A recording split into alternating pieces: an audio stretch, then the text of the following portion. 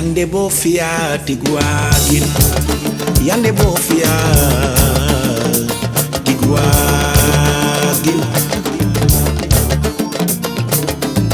Yahya bofia tiguagin. Yahya jo bofia tiguagin.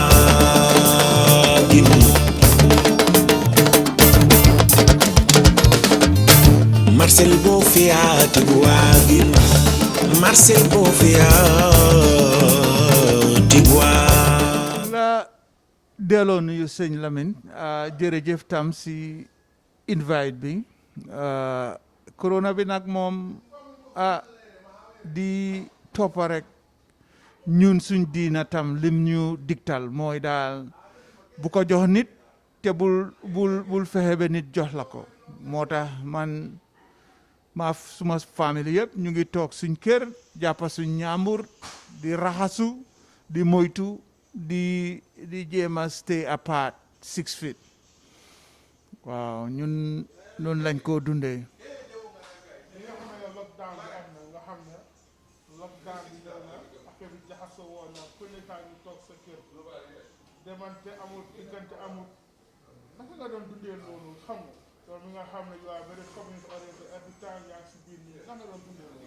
well métti woon na torop nag parce que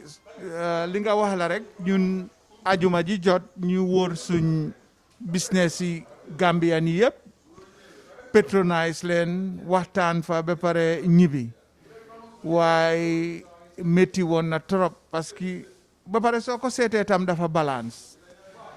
may na ma time ma spend a lot of time at home spend a lot of time ak suma family so wéetuma woon daal wéetuma woon at all li nekkoon problème bi rek xam nga li nga wax la nga miin pour di génna di dugga di génna ba pare war a toog benn place waaye alhamdulillah moom comme que yàlla defal nañu mu yomba noonu soo toogee sa kër mingululoo dina la si musal ñu def loolu rek.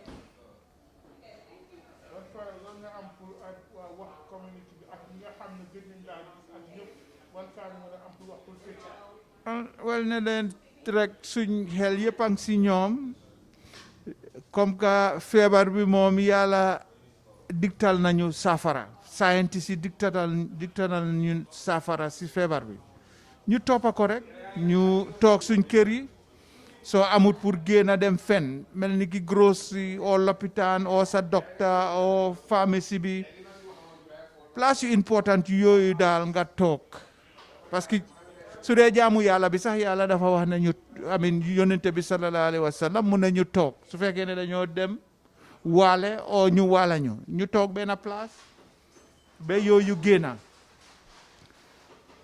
loolu la rek musluwaay am na si nañ toppa musluwaay bi jërëjëf sëñ Lamine yow tam yaa ngee def liggéey bu baax a baax a baax parce que foog ñu jàngalante rek man soo gisee looloo gën a tax ma déggu si masque bi su ko defee man ku ma lifin sax ku ma naka la tuddaati ku ma mento su ma gisee sax mu gis ma sol masque dina ko encourage mu sol ko parce que loolu rek lañ am pour dimbale suñ boppa si lii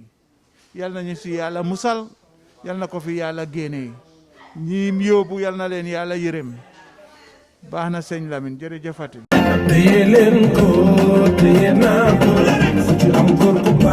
maa ngi tudd Aïssatou Ndaw madame Sarr corona bi de xanaa di doy waar wante nag ñu ngi sant yàlla because ñu ngi take precautions man dama am salon wante danga gis ne we was closed for 2 months then after biñ ubbee ñu jël precautions we work by appointments only ba pare dañ dee limit suñ customers yi at least 3 customers at a time ak braiders yi the max liñ dee am ci room bi daal is 10 or less waaw ba pare dañ dee make sure tamit suñ customers yi suñ ñëwee everybody has to wear mask ñun braiders yi tamit ku nekk ñu sol suñ max ba pare ñu ngi am suñ Lysol hand sanitizer ñu ngi nekk fële xëj na after Lamin mun na leen ko woon ñi nga xam ne sometimes nag they come without mask wante tamit ñu ngi fi am mask yoo xam ne dañ ko dee jaay ku ñëw isiwloo mask ñu charge la $1 ñu jox la benn at least ñu prevent suñ boppa ok loolu moom dëgg la léegi gis nañ ne tamit other than later bi tam danga fi am tam bitik mu nga ni wax dara si bitik boobu noonu waaw bitig bi nag moom Lamin boo ma ci laajee dinaa kontaan torop because man Maymunayis daf ma ñor suma marché bi nag mu ngi tudda Maymunayis market waaw wante lu nekk lañ dee jaay te bagage yëpp Gambia lam di jógee doomi Gambia ñoo ko defar everything is supervised by my mom moom moo nekk on the ground di defar bagage yëpp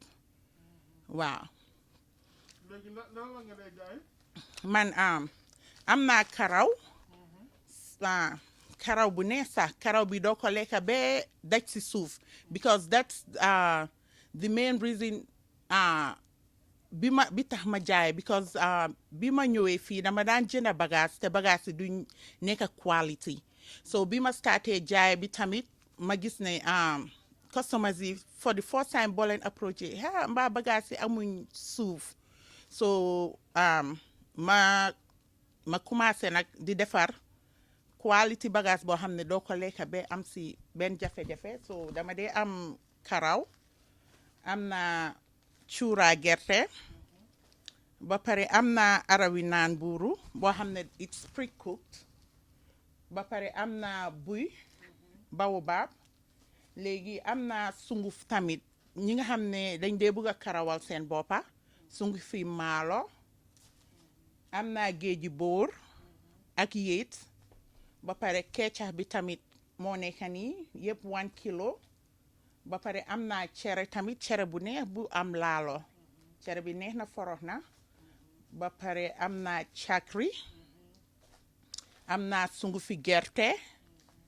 léegi si biir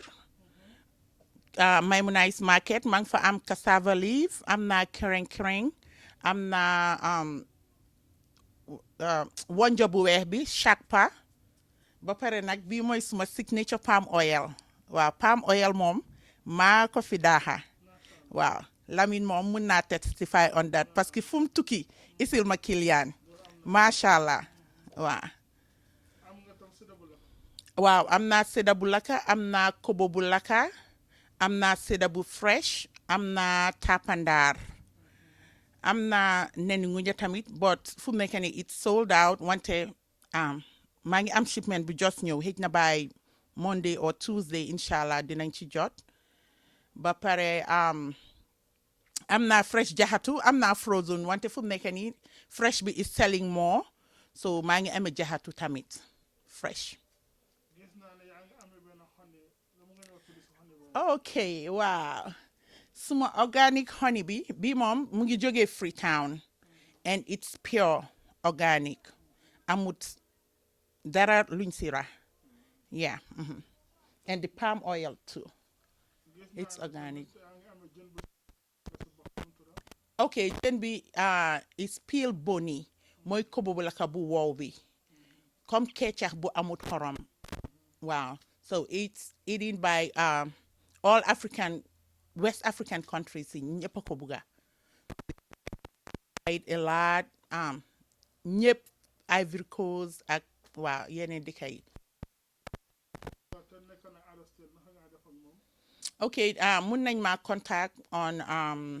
suma phone number bi mu ngi nekk 404-438-2827 404-438-2827 dama dee ship to all 50 states yeah léegi ma bàyyi la nga tàggatoo pour ñu waa seetaan waaw di wax jërëjëf Lamin yow moom munuma laa fay maa ngi ñaan Bajjen TV jëm ca kaw sa kanam parce que nit ku baax nga waaw nit ku am yërmande jigéen nga waaw parce que lii nii yëpp soo gisee ngay sona pour empower ñu moo tax parce que man dama dee jaay wante saay boo ma postale rek I see a very good result. Waaw maa ngi laa ñaan maa ngi laa ñaanal li nga bugga yaa ko xam yal na la ko yàlla defal waaw suma caameñ bu baax a baax nga lele jaway leen gara sara be Eliyo lele jaway leen gara sara bay Eliyo lele jaway leen gara sara be Eliyo lele jaway leen gara sara bay alla de ko wale la pi futoro sara be Eliyo lele jaway leen gara sara bay yo kutan ko be turien teddini en sara be Eliyo lele jaway leen gara sara bay gede na be turien teddini en sara be Eliyo lele jaway leen gara sara o lel yo gidam bolle nani sara be fanay nab nani sara o lel yo jangay na be nani maa ngi tudd Aliou Diallo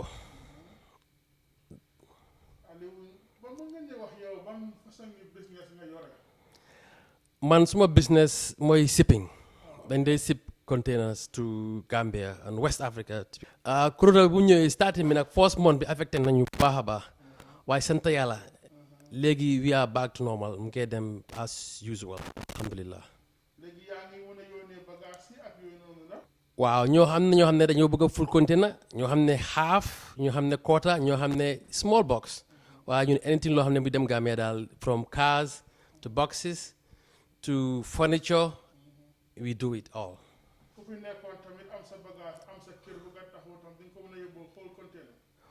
waaw soo fi nekkee bëgg a dem Gambia o ñibbi yooyu mën nañoo jël sa bagage yi bi sa kër sa mën nañoo isi truck si foofu paak sa bagage yëpp nit isi ko fii ñu load ko mu dem Gambia loolu problème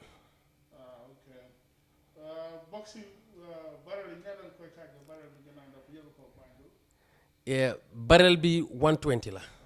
mooy 75 litre bi 120 la am na 50 litre ballon mi boobu is $100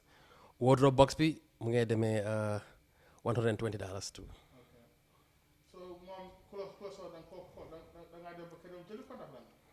waaw su dee da nga bëgg a isi ko si warehouse bi fii is fine su dee mën la ko isi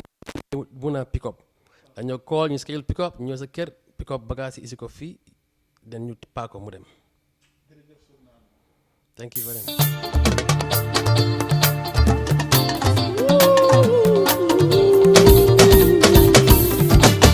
samay xarit ñu ma juddandool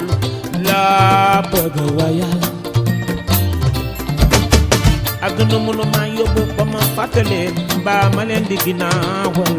xarit mënu ma jaay ba ma xeeb leen yéen laa juddandool daan ànd bu rafet bi te yàlla tax boobu ànd du jeexoo Aliou Lam da ngeen jàpp yàlla tax ma jàpp yàlla tax boobu ànd du jeex koy ndongo seen asalaamaaleykum maa ngi nuyu ku si nekk sa tur ak sa sant leen wax man maay Malick nekk fii si Atlanta Georgia nekk all national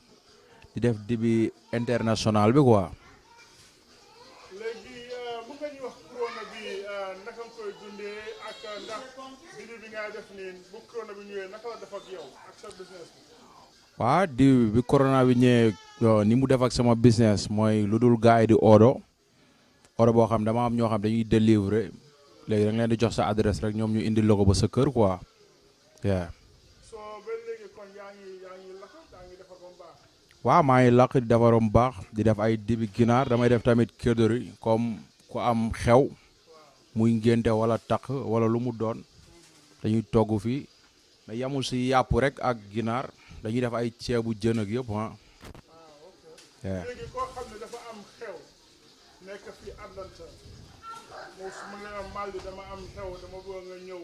yow naka ngay tërali da ngay ñëw jël yàpp bi defar ko ba mu baax ngeen wax daal da koy defar daal ndax affaire bi moom fépp foo nekk si Amérique soo ñu ko waxee suñ juboo si prix dañuy ñëw defal la ko quoi muy Atlanta ak feneen fu mu doon quoi ban message nga doon am pour wax nit ñi seetaan waaw di gërëm ñëpp rek xam nga di leen wax ni tamit Bayen TV télé la boo xam ni télé bu doy waar la quoi ndax mi ngi dugg si biir nit ñi di def liggéey bu doy waar waaw ndax tey yamul rek si ay programme wala dara mais tey lépp lu ko nit soxla soo ko woowee dina la ñëw contacter la quoi. bala ma lay bàyyi dégg naa nga wax ne da ngay def ay ceebu jën ak ay catering mën nga ñuy wax loola ceebu jën ak loola ngay def catering loola ngay def. dañuy def ay shawarma ay lakku jën comme ñun daal li nga xam ni moo am Sénégal daal lañ fi indi ndax àdduna soo ñëwee fekk ñëpp def dara da ngay jéem a teg leneen ndax comme ay ajuma dañuy am ay cere wala supp ak yooyu waaw ndax si kanam tuuti soo fi ñëwoon moom kër gi doo fi xaj quoi. ñuy kontaan si yow tamit bu baax di la remercier grand bu baax nga ñu ngi lay jaajëfal. Gambiana, Gambiana, duma Europeana, not Americana, Africana, real Africana. Serigne Lamine jërëjëf thank you very much. Corona bi day ni nga ni ñëpp di dundee ci community bi I mean it's a challenge wax dëgg yàlla parce que soo ko seetloo ñun Savannah 2017 lañ ubbi woon and it was a new enterprise so 2020 was definitely we were looking forward to it. I mean banque ci boppam xam na ne most of our weekends and that's when we have our programs we've been sold out. Then came the corona. Affaire bi yëpp la jaxase. Most of our programs were cancelled, no doubt. And loolu minute ne suñ commitments yi we're still there. We have to pay the monthly rent. We got to take care of utilities. Now, the good thing about with utilities, those are variable costs yi nga xam ne naka lañ ko waxeeti we don't have programs, so definitely we didn't have utilities, except the fixed ones like the trash and things like that. But I think one of the expenses mooy woon the monthly rent commitment. In the absence ne amuñ programme wax dëgg yàlla it was a challenge. But again ñun toog nañ I mean just like any other small business how do we survive it? For all practical reasons ñun liñ decide mooy ne dañoo jéem a stop the bleeding. Now we've been having, especially this month, we've been having small programs because obviously, but then the big programs in there are more normally organizations like we just said July 4th be obviously they had to cancel it and rightly so. So that's where we are. It's tough, but again we're here to stay. We're in it for the long haul. Fi mu nekk the most important thing for us mooy to make sure ne even ñi nga xam ne ñu ngi fee organize programs we want to make sure ne everybody is safe. So there is that balancing act. We want to make sure that people are safe, but we want to also make sure that ñun tamit we are able to at least stop the bleeding. And that's where we are. Well, xam nga during the lockdown, clearly then, obviously, people were cancelling their programs. Well, xam nga ñun di nature suñ business bi Lamine demee. People kind of, first of all, business boo xam ne la nit ñu bari la laaj. In other words, groups. Those kind of things. So ñun from day one we knew that it was going to be a challenge. Even so di nga gis ne biñ lifté lockdown bi as you know ñun suñ place bi definitely for now based on the guidelines we can take as many people as possible even 200 people and still stay within the guidelines. Waaye xam nga rek generally most people fekk na either cancel nañ ba pare xam nga li ma mean. So even biñ lockdown bi biñ ko lifté up sax we were really still scrambling. Léegi ñu bëgg am seen birthday or baby shower, 25 people, 30 people, like tomorrow. We are having something similar to that. But I can tell you, ne, it hasn't really changed drastically. Léegi ma banka sa, we were just talking. We knew that the mayor of Atlanta, mu ngi decide ne they're going to go back to phase 1. And of course, the governor is fighting it. There is a part of me, I'm like on the side of the governor, because clearly you're talking about the survival of our business, but there is also the side of me, really, unless and until you hunker down as a community, and I mean the entire Atlanta community, and hopefully I wish that it was national. Maybe then Corona would have been gone by now. So if we did not really invest and did what New York had to do, I wish the entire US defoon nañ loolu, then maybe it would have been at the back of us by now. But we didn't do that. So I don't know. I mean, it's really a tough one. But from a business standpoint, we've scrapped 2020. We think it's a lost cause. We're trying to, people are calling now though, booking for 2021. So at least that's a silver lining. We're hoping when everything is said and done, suñ mune survive the bleeding, be able to pay the rent, and just keep going at it. Because look, you cannot really take 3 years, invest your time and energy, your savings, your 401k, and put it in a business, and then just walk away. I mean, you cannot just do that. So, but again, reality is reality. If we get to a point, Bohamne, I mean, it is what it is, just like any other business, then we'll walk away. And, I mean, at least we've given it our best shot, and things were out of our control. But again, like I said, it's going to take a lot for us to walk away. What the gayala? Yeah.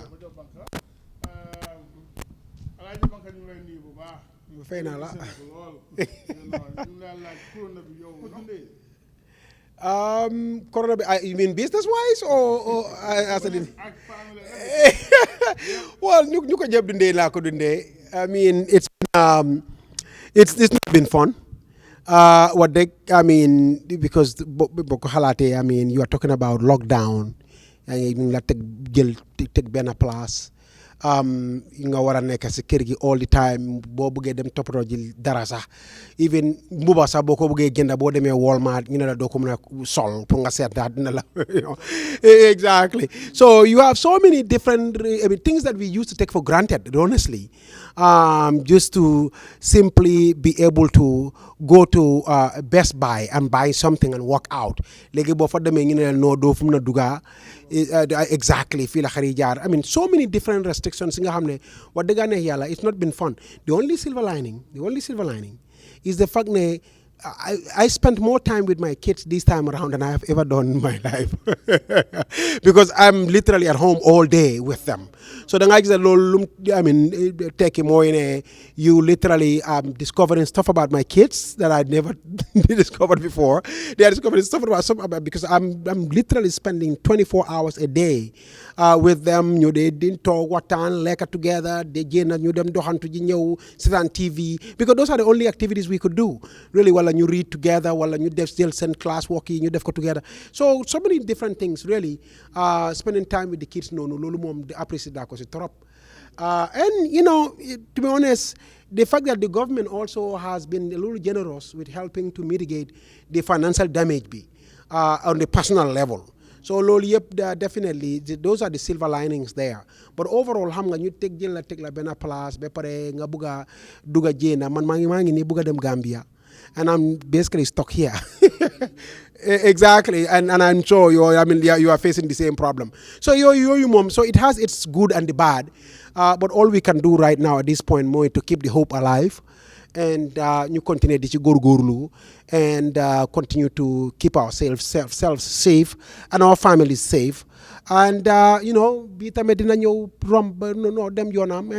life will go back to where it needs to be. So Lola Dal. Well, the general safety precautions experts put out there. You will advise even event we share that knowledge with them. We believe they know it already, but at least we share it with them. And to some extent, it's not like we mandate it, but we make it as it's an advisory that we emphasize on. Let me put it that way. Masks. For instance, we have an upcoming event. Just you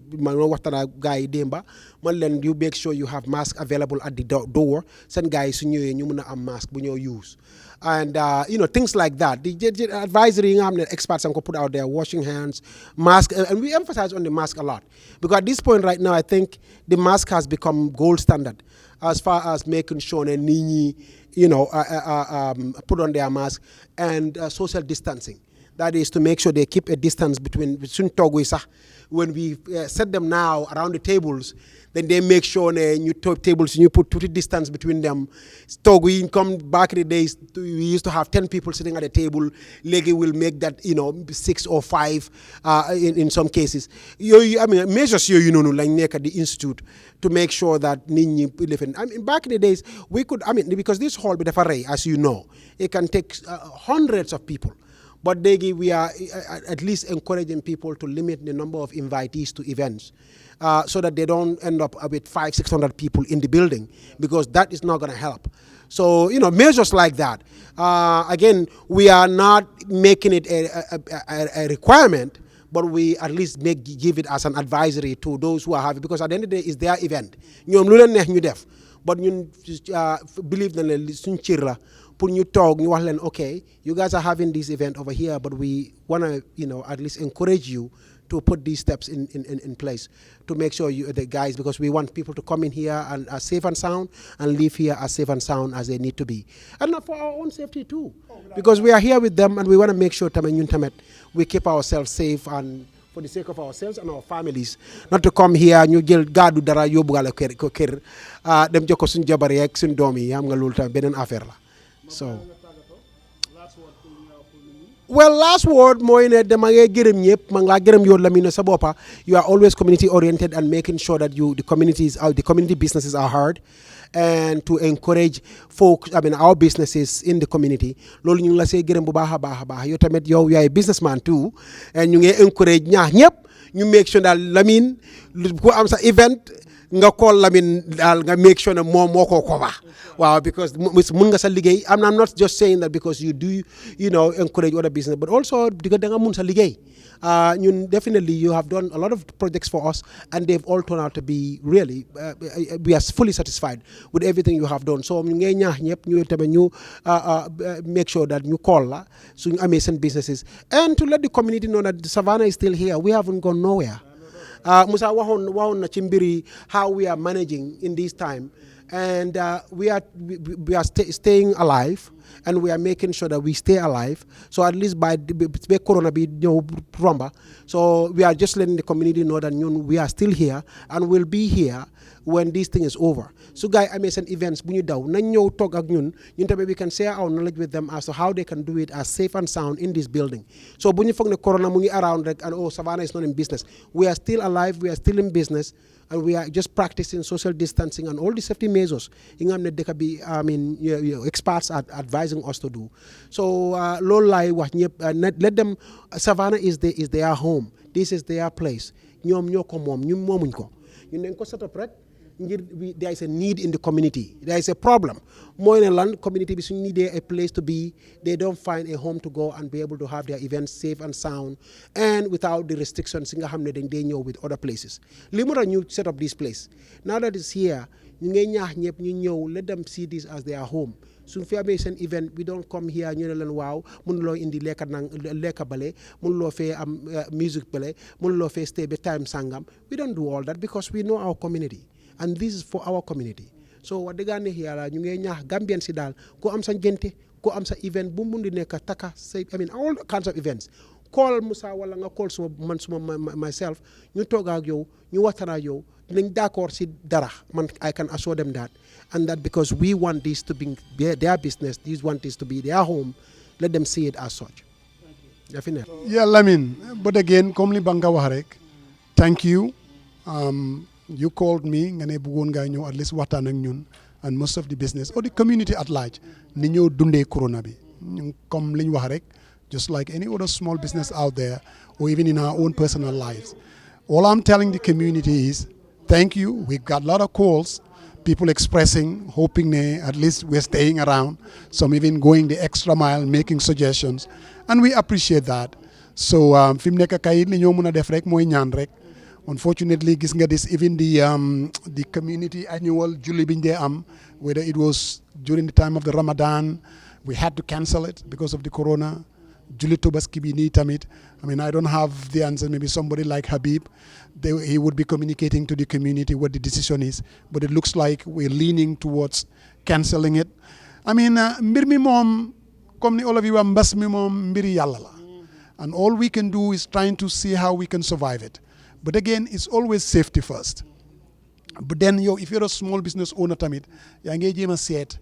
how do I make sure I keep myself safe, but at the same time make sure you don't kill your business in the process. It's a balancing act. You can even say even the federal government of the United States, they're having a hard time doing that because you're understanding tamit how this thing is impacting the economy. So how do you keep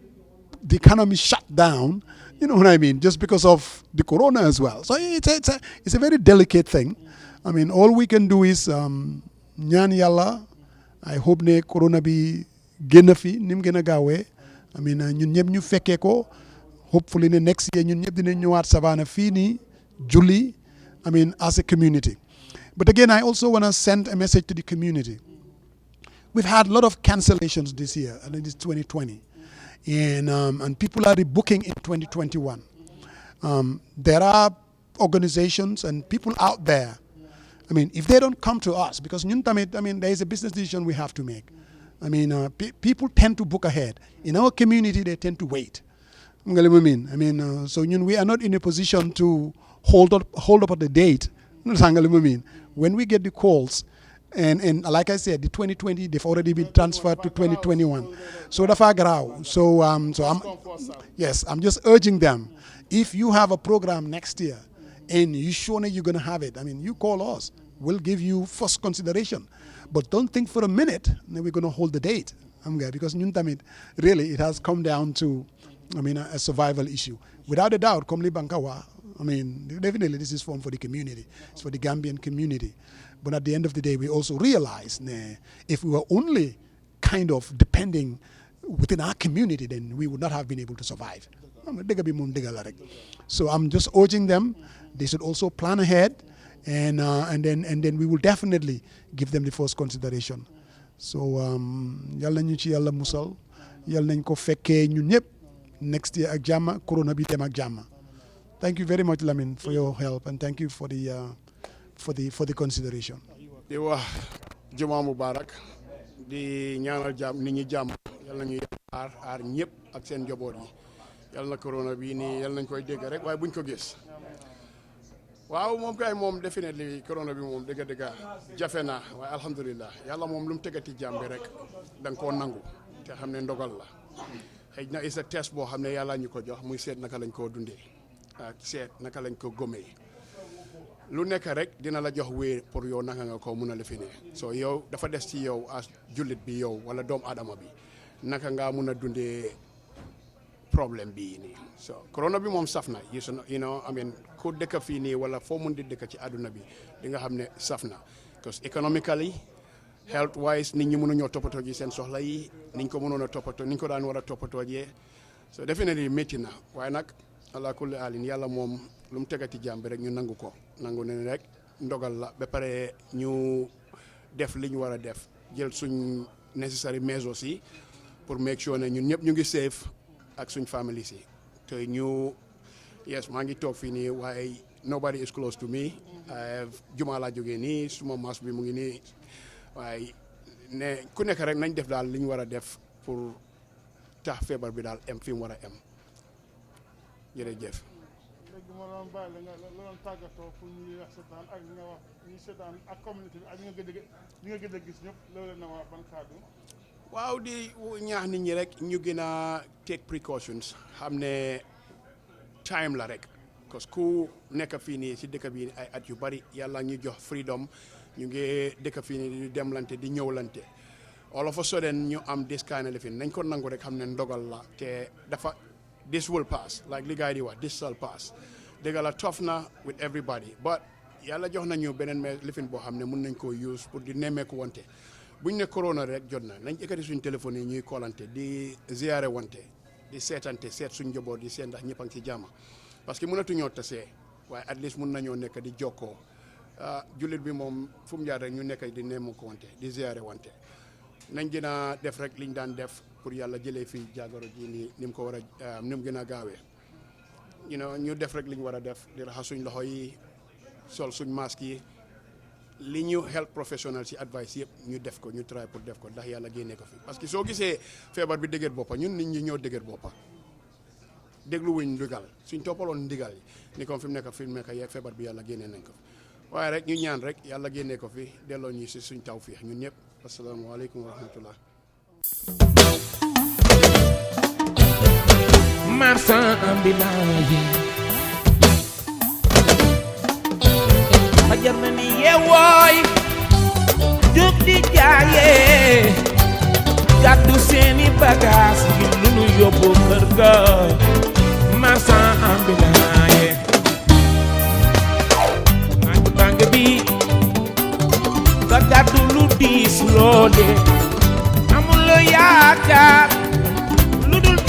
ak dee léeg-léeg nga taxawoo nit di ko jaay mu ñànni la boobu doo xaar. asalaamaaleykum maa ngi lay nuyu di nuyu tamit waa Badiane TV di nuyu tamit Sénégambian bi di nuyu tamit communauté sénégalais bi di nuyu ñëpp waaw corona bi dañ koy dund rek te xam ne dund bi ñuy dund moom wax dëgg yàlla dund ndogalu sunu borom la parce que lu sunu borom wàcce moom kenn mënu si dara mooy ñu moytu rek te ñu gën a lii corona bi daf ñuy jàngal daal daf ñuy jàngal lu bari si àdduna daf ñuy jàngal si lu bari si loo xamante ne nit ku nekk rek war ngaa jël matuwaay sa bopp mooy ñi doon foo wàññi foo ñi doon yàq bàyyi yàq ñi doon noos wàññi noos parce que soo xoolee mu ngi si dëkk bi te kenn mënul ko dara lu kenn mënul dara nag dañ siy jàng àdduna parce que ñu bëri seen àdduna sóoraale wuñu woon corona bi sóoraale wuñ ko woon xam nga te loo sóoraale wu rek dalay bett te lii rek war naa mën a yee ku nekk si àdduna rek ak foo mënti nekk si àdduna rek dee sóoraale sa bopp di sóoraale yenn doomu aadama yi parce que soo xoolee ba corona bi amee ba léegi ñëpp la metti te ñëpp a soxla ndimbal ñëpp ko soxla surtout nag Afrique war nañ leen gën a mën a taxaw pour dimbali leen pour jàppal leen xam nga bëri na tamit moodu ak faatu yi dund lu metti ndax ku njëkk a yuuxu rek da ngaa ragal waaye nekkul fépp la yomb mais lii nag ñun ñooy xeex ak moom xam la ñuy xeex ak moom mooy tey di takk masque feebar mu fi de ku ne feebar bi nekku fi rek dalaa dalul xoolal te feebar bi am na ñu muy dal ñu ngi dox di dem fu leen neex te feebar bi da leen dal xam nga am na ñoo xam ne da leen dal duñ ko wax waaye am na ñu muy dal ñu ne man de semaine bële wala 2 semaines damaa corona woon parce que du jàpp ne da ngaa war a dem hôpital rek da ngaa war a corona da lay daaneel si yaram bu metti si bopp buy metti si tànk yi metti lépp la lay jàpp waaye nag li ñuy dimbali mooy nañu xeex ak moom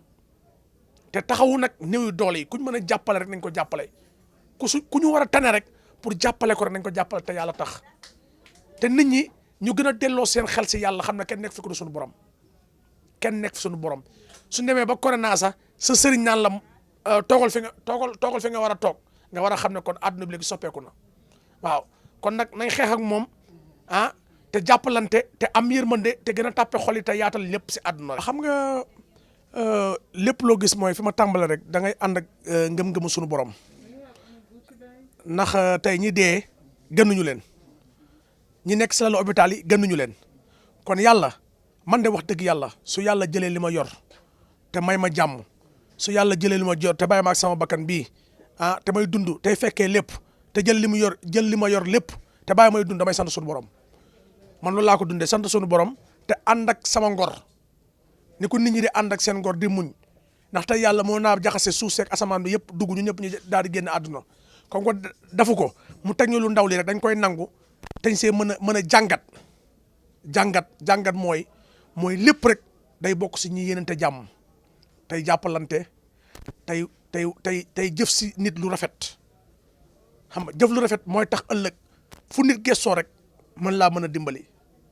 jëf ju rafet moo tax ak xol bu rafet ak yërmande moo tax foo nekk si àdduna rek tolof suy ñëw sax du tegu sa kaw parce que doo ko yëg parce que da ngay ànd ak ngëm-ngëm li gën a bon si àdduna mooy ñàkk ànd ak ngëm-ngëm tey soo ànduloo ngëm-ngëm dara du baax kon ngëm-ngëm daal ñun ñëpp dañoo ànd ak ngëm lu mu métti dañ koy maîtriser ndax dara neexul nga yónnee xaalis bu bari si ay dëkk Chine wala commande ay bagages 2 jours 3 jours affaire yi cëppat am say bagage càng mu leer na da ngaa war a fay ay bil yu bari am ñu yaakaar si yow ñoo war a dimbali ak ñoo war a taxaw mais nag nit ñi tamit am na ñoo xam duñ comprendre am na ñuy comprendre am na ñu dul comprendre waaye dañ comprendre ne métti bi fépp la méttee waaye nag dafa rawati nag Afrique la gën a méttee ndax fii Amérique sax wala yeneen dëkk yi fii gouvernement bi ñu ngi lay jàppale wala ñu ngi lay taxawu du ñëpp lay taxawu nag du ñëpp lay jàppale parce que soo amee kayit dina la taxawu soo amul kayit nag du ñu mën a jàppale waaye ñun tamit am nañ ngor boo xamante ne dañuy gestu ñi nga xamante ne seen loxo jotul seen ginnaaw waaye lépp lu ñu def si àdduna rek dañ si ànd ak yërmande ak xol bu rafet ku ñu tànn ñu dimbali ko te ëllëg ñu bàyyi xel na corona bi mu ngi fi de buñ ko mës a sàgganee nañuy takk masque yi di aar sunu bopp di moytu Afrique nag africain dafa jàpp ne lii góob ma ne am na wala aw ma lu am la nag yàlla ñu yàlla dolli sutura rek te may ñu jàmm. waaw maa ngi nuyu waa Atlanta di nuyu waa Amérique yëpp di nuyu tamit wax dëgg yàlla waa Badiane TV nga xamante ne wax dëgg yàlla lépp lu xew ñu jug dugal seen loxo parce que lii rek dafa rafet ñun tamit war nañoo jug tamit ñun ñëpp tamit jàppale Badiane TV mu nekk loo xamante ne day doon ay rajo doon ay télé nga xam ne dina mën a def ay invitation xam nga lépp te lépp lu koy def mooy jàppalante daal mooy tax di ñaanal nag communauté sénégalais bi di ñaanal communauté gambien bi yàlla guddal fan may ñu jàmm mosuñu si saytaane ak cat ak balaa yàlla na yàlla dolli sutura.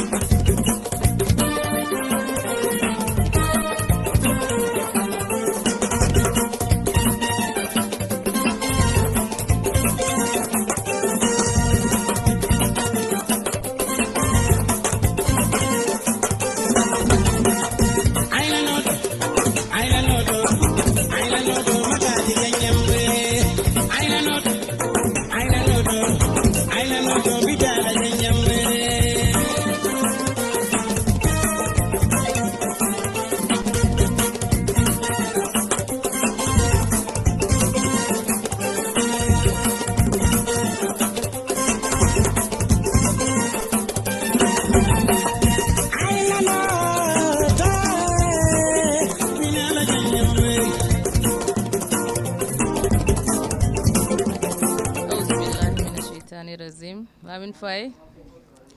mbe konton na famo keta mbe tentula mbafala bismillahir rahmanir rahim famo keta mol famata nyola mobe be siring mobe be tenkundirno to femma o sabu fanyin corona mbi janne de mbe hakilo tukan mbe sirin suwol kono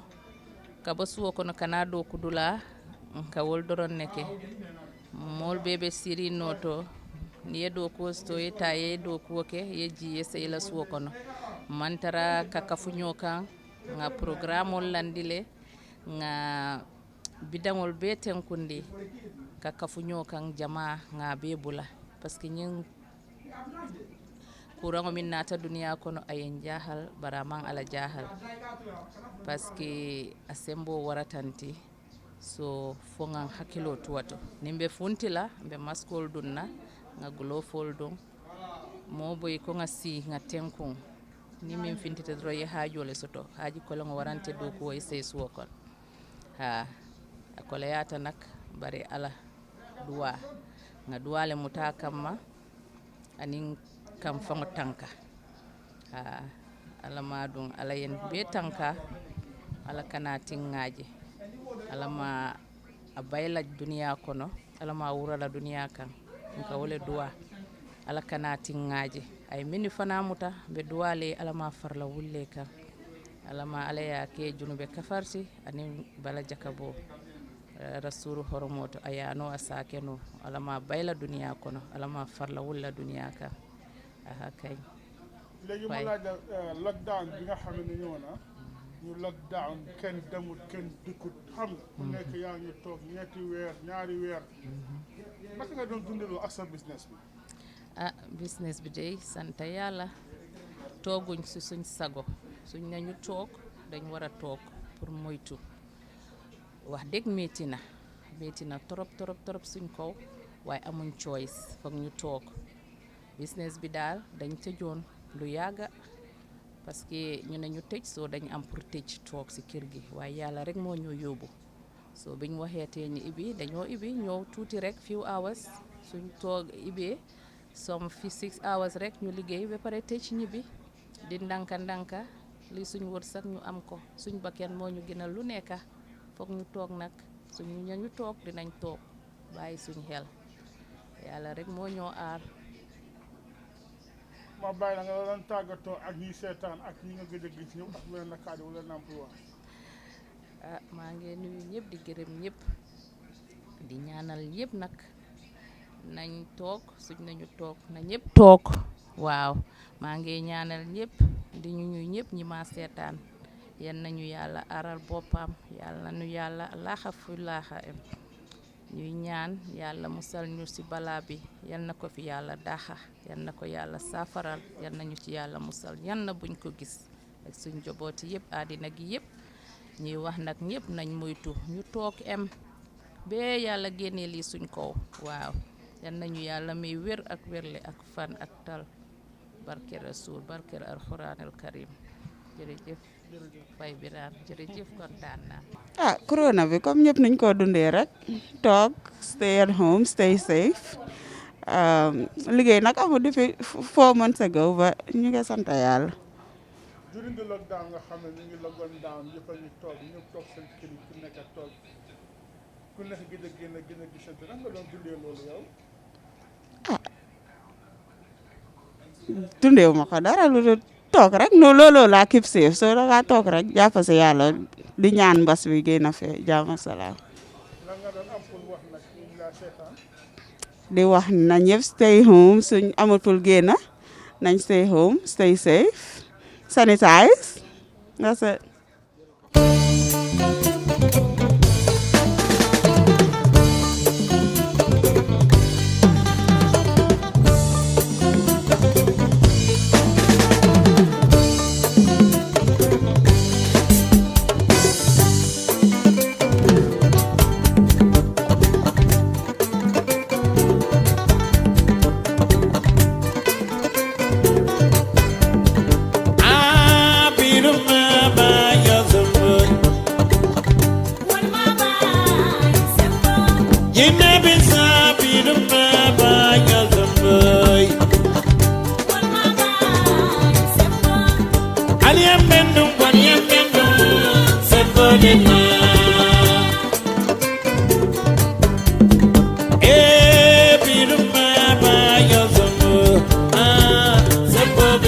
sant yàlla julli si yonent bi sallallahu alayhi wa sallam di sant yàlla bu baax a baax parce que yàlla li muy def kenn mënu ci dara te yàlla kenn du xeexa moom ndogal bu ñëw la ñu ngi koy sante yàlla bu baax di ñaan yàlla mu gaaw génn fi si barke alxuraanum karim di ñaanal àddina bi yëpp di ñaanal kilifa yi nekk si Atlanta fii kilifa diine yi imaam yi yëpp ñu ngi leen di ñaanal gudda fan ak wér ñu yàgg fii di ñu teete di waxtaan ak ñun parce que ñoom ñëpp ñu ngi si internet bi di si wax lu rafet macha allah di nit ñi yow Lamine Faye yow mi sa boppa ñu ngi seet sa whatsapp bi ñu ngi gis lu baax li nga liggéey si diine bi fii ngay xale bu ndaw yal nga ko njëriñoo nga fekkee ko ay at yu bare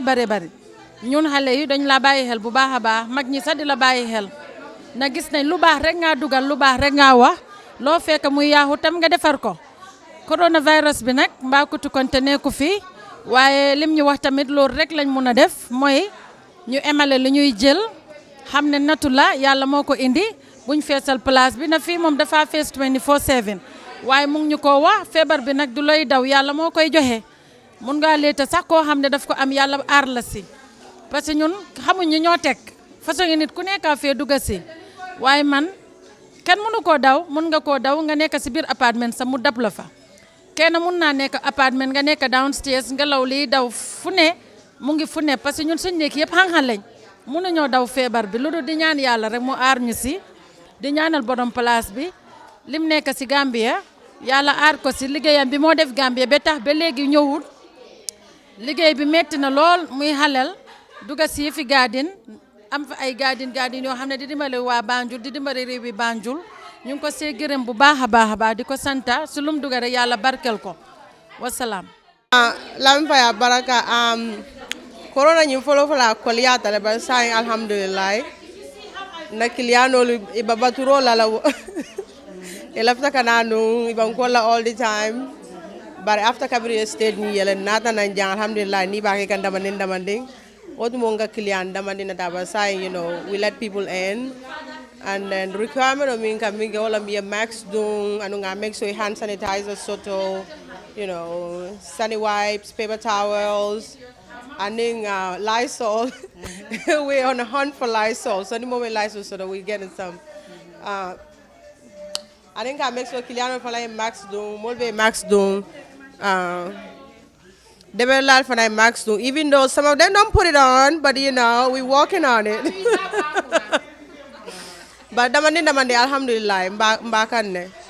léegi wala rek sa boss nekk ci biir Baakutu aha naka ngeen doxalee affaire bi ci gannaaw ah mbaakan ne dama ni makutu mantara ja ñaawo ñaa bari wato wati akalon ne mimba caring because naga communicate all the time anu nga rules so nani regulation o mi yalon go nyanda ke follow but all the time Makutu got access to the cameras and then she's calling people akalon anytime in Bakerim because ntolong alon ne nyanda ka mingi already I feel like we can take care of the situation even hana mantaraja Nene how you surviving or do with this corona thing trying to wash my hands and use hand sanitizer oftenly, and that's all. Okay. Mbafo marana makutula salona akanyi abizini moli yenala early moli barala mol kanyi mbara tammi visite kela mol kanyi barakel wel kanyi quoi. Donc, client benala, abe mafani, be kanyi, be koloni, anyway, ebe mo resoignement la, ebe tolo, ebe baro. Donc, mbe ole forma kutunye, mashallah, alamala business la wa nyafe, ka bema deme, ka kende ya anu simaya ka di bema. Inshallah. Mbe ole forma kutunye. Merci beaucoup afana alama kende adiama simaya adiama ale business e wanya fe albarka makutu albarka masala yalla matra benye ha donc ñewole fola benye mashallah merci arisitale but then momo ni la hajole fana ni muntol fana na hajole te ndesa min kana na fon kanta rek na face mask do ni be buloku la every 30 minutes yete buloku be demoro kala ya mexo ye buloku cliano fana ni la cliano nata ya mo ya be toto la fa eta face mask ta dum because mo man la fika sasa at the end of the day. Yeah. Thank you so much. Anye konte ready la. Me makutula sharpdi. Alhamdulillah. Anye anda ala tando. Anye ala la barkaro ya. Andi makutu fo. Makutu nkalo long time. Ambe bara la nyon fe. Aja western salona. Hansini oli mana yale na tema. Oro. Nyeya tout ça la alhamdulillah ni bebe naro nyengarge sorona nyala tarala salon ala ma wara nyefe ala kende ya di salon tima ka kende ya da amfanama ka client bo asiama mba kargel fule kana fulo bombado tout ça la awa wole train fe ka fo mam sa kuma lago thank you xanaa sant yàlla rek di ñaan yàlla na ko fi yàlla jële ndax tamit xam naa ne buñ toogloo suñu kër mun na am dafay nekk lu gën ba pare buñ ci nekkee daal ba yàlla def ñu kenn déggu ci kenn koo xamante ne am na ko rek ñuy sant yàlla di ñaan yàlla bu ko kenn am yàlla nañ bokk ci ñu koy nettali te mu dem ak jàmm yàlla jële ko fi waaw corona bi nag moom mooy loolu bu ñëwee ñun ñëpp xam nga rek yàq na lu bëri wax dëgg yàlla nañu toog seen kër nit ñi mënuñoo liggéey waaye sant yàlla rek waaw.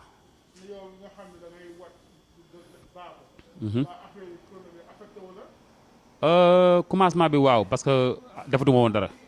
amatuma woon activité dama arrêté woon wat yeeg yëpp ndax comme dañuy wat